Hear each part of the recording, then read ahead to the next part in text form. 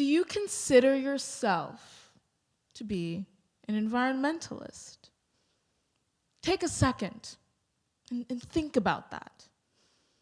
Now, what about me? Do you think that I'm an environmentalist? And I mean, be honest. You know, sometimes I brush my teeth and I leave the water running, or I occasionally drink my morning coffee out of single-use plastic cups. And to go a step further, I don't always recycle those cups after using them. I mean, that's hypocritical, right? Does this make me any less of an environmentalist?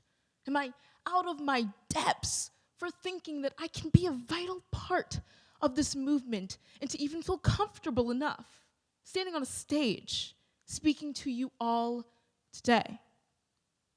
Well, hi, my name is Jayda, and I'm an environmental hypocrite. So to begin, let's go back in time a few years and revisit when I was entering college. You see, my plan then was to study to become a doctor, a neurologist to be specific. And I had my 4-year plan figured out with prepping for medical school at the forefront of my mind. You see, at the time, I had family and friends who were expecting me to go to some fancy school and study some fancy major. And having conversations with them, it usually went one of two ways. You see, people either thought I already had my white coat and were congratulating me on the honor, or they had no idea what neuroscience was and just nodded their heads in approval. You see, regardless, though, of where this validation came from, it made me feel seen. It made me feel special. That is, until one day, I was scrolling through social media, as a Gen Zer does, and I stumbled across this concept of intersectionality. You see, the term, coined by scholar and activist Kimberly Williams Crenshaw, highlights the overlapping amongst various social systems and identities, something that I never knew could be my future, yet it catapulted my interest in social justice work. You see, at the time, intersectionality helped me understand the overlapping amongst various social systems and identities. But I didn't want to upset my family or my friends. And all that I knew that I wanted to do was to help people. You see, I felt this need to change something because I no longer felt connected to my studies. You see, issues of the environment and social justice spoke to me in a way that neuroscience and medicine hadn't before. And so, at the end of my freshman year, I decided to change my major from neuroscience and medicine to environmental studies, even when I wasn't sure that I was making the right decision for my future. But let me tell you, that was the best decision of my life. And so, when I started joining in on climate activism, I felt this overwhelming pressure to conform and to fit this identity of being perfectly one with the earth. And at the time, I didn't want my peers or my classmates to think that I was some fraud for, using single-use plastic. So instead, I brought my reusable water bottle with me everywhere that I went with hopes that, they thought I was one of them. So one day I'm sitting in environmental science class and I look around and I see that no one was using a reusable bottle. And in fact, almost all of them were using single-use plastic bottles, cups, straws, food packages. I mean, how could that be good for the environment? Well, I pondered that idea and that concept of intersectionality, and I tried to wrap my head around how my peers' plastic use would or wouldn't harm the land and those that occupy it. You see, what if my peers were using plastic because it was the easiest or the quickest option? What if that was the only option when choosing what to drink that day. I mean, those are the very reasons why I occasionally use single-use plastic cups for my morning coffee. It's convenience. Convenience is what caused my peers and myself to occasionally go against our environmentally ethical morals, like that day in my environmental science class. Or convenience is what caused around 38 million tons of recycled waste to end up in landfills, natural habitats, watersheds, in the atmosphere in the year 2021 in the United States alone. Or the around 2 billion tons of waste that's produced annually all over the world. So, that leaves me with the question, are we all hypocrites? Well, the answer to that question would be yes. And being a hypocrite, or an environmental hypocrite, it comes down to two categories in my perspective. You see, we have small scale, and we have large scale. Small scale environmental hypocrisy is when an individual considers themselves to be an environmentalist, yet they occasionally act on these unethical, contradictory actions, like that within my environmental science class. But large-scale environmental hypocrisy is when a developed entity, like a governmental body or a large business organization, they claim to care for the environment, yet they continuously act on these unmoral, unethical, contradictory actions. And to go a step further, these actions pose a variety of negative externalities that are leading into the causes of environmental and social stressors. An example of that could be that 2 billion tons of waste that's produced annually all over the world, and that contributing to our rates of air, water, and land pollution. I mean, what would that mean for citizens all over the world socially? Well, something very similar is happening in a place that's not too far from where I'm from. Chester, Pennsylvania. Chester, a city located along the Delaware River, is a primarily marginalized community of people that live amongst a high concentration of incinerators, sewage treatment facilities, oil refineries, and much, much more. These facilities host a variety of issues for these community of people, such as a public health crisis because of the toxic pollution from the burning of plastic waste. And when this community of people seek out environmental reform, they are met with countless setbacks from their local government to address these issues. The citizens in this community, they have received little, if any, monetary or legislative aid, which ultimately leave these people vulnerable, incredibly vulnerable, when increased disasters arise.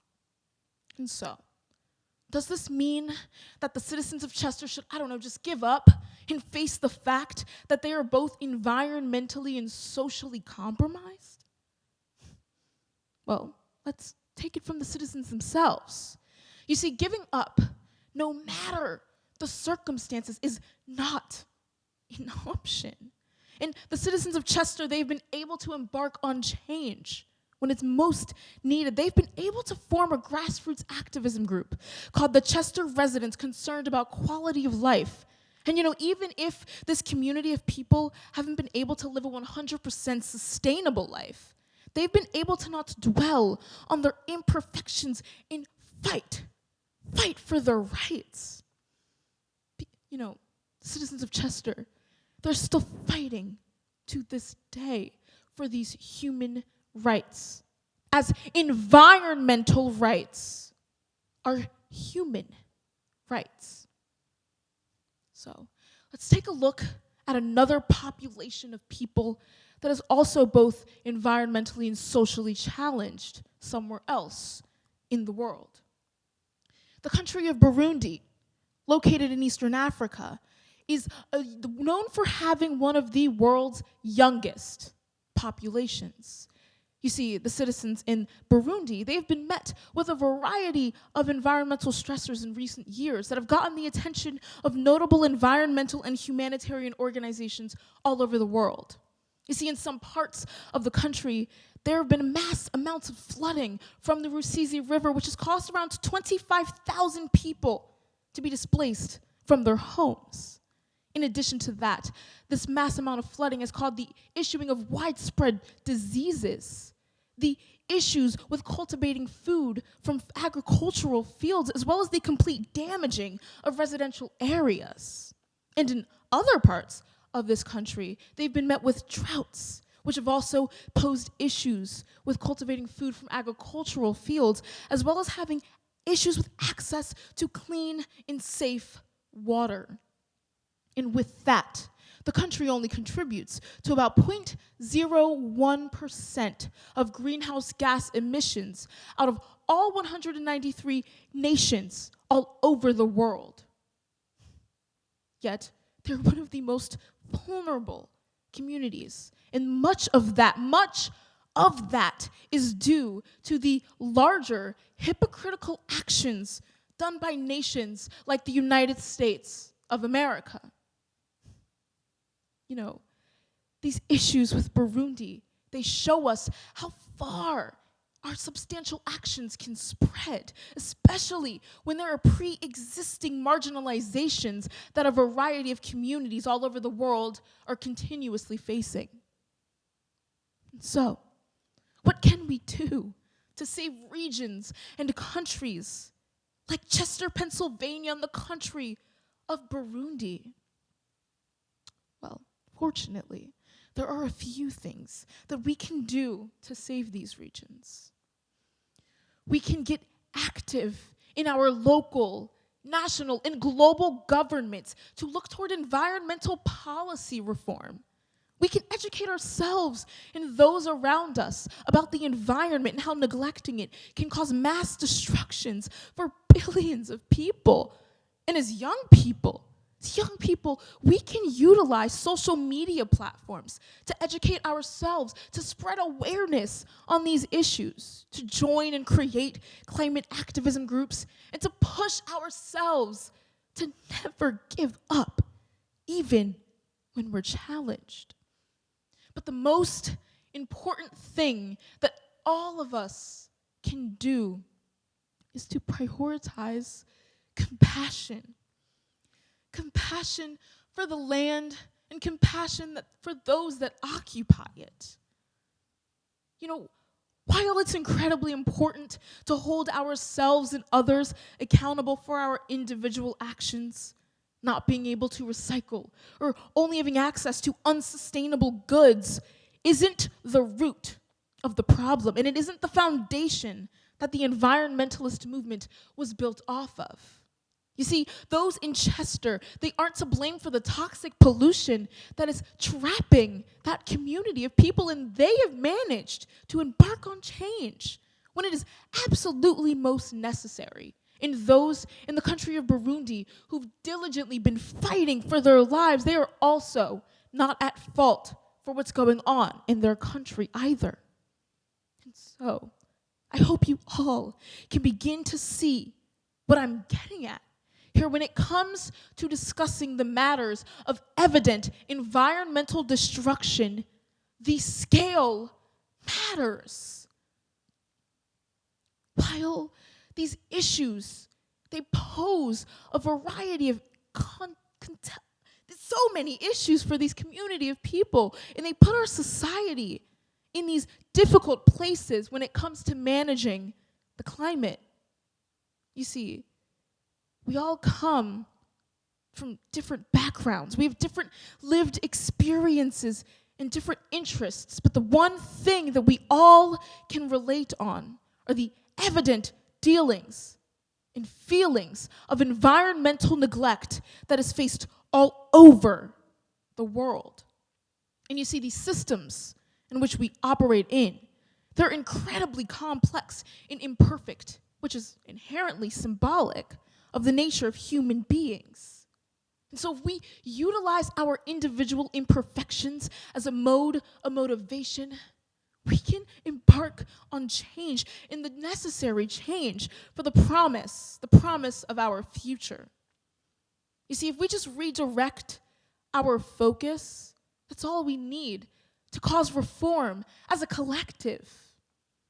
And so, I want you all to join me on this journey toward fighting large-scale environmental hypocrisy. And before I go, I want you all to remember one last thing. Whether you consider yourself to be an environmental hypocrite or not, don't let this perfectionist mentality distract you from seeking out your fullest potential. Because perfection does not equal greatness. You do. Thank you.